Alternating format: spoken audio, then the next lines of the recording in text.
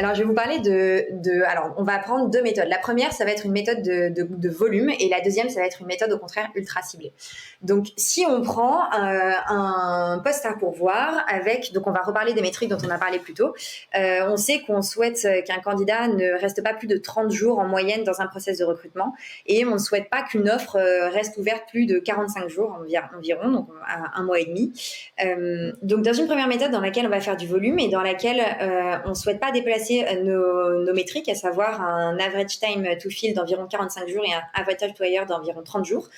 Ça veut dire qu'à partir du moment où on va ouvrir le poste, si on considère qu'un candidat reste en moyenne 30 jours dans un process de recrutement et qu'on doit pourvoir le poste en 45 jours, ça veut dire que les 15 premiers jours, ce sont les jours dans lesquels il faut absolument remplir le pipe, donc faire rentrer des candidats qualifiés dans le pipe. Donc c'est en 15 jours qu'on va faire en sorte de remplir le plus possible ce vivier de candidats-candidates, quoi. Exactement.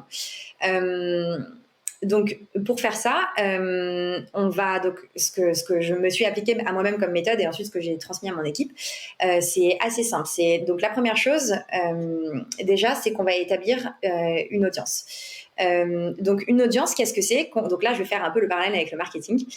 Concrètement, c'est une certaine population de personnes et plus précisément une liste de personnes qu'on a review et que l'on sait qu'on souhaite absolument contacter pour pouvoir leur proposer le poste en question. Donc comment est-ce qu'on va faire ça ? On va d'abord établir une stratégie de sourcing, c'est-à-dire qu'on va se dire ok. Je prends un exemple vraiment lambda. Imaginons, on recrute un commercial chez Guide Guardian. On sait qu'il faut qu'il ait une expérience dans notre industrie. On sait qu'il faut qu'il parle un excellent anglais.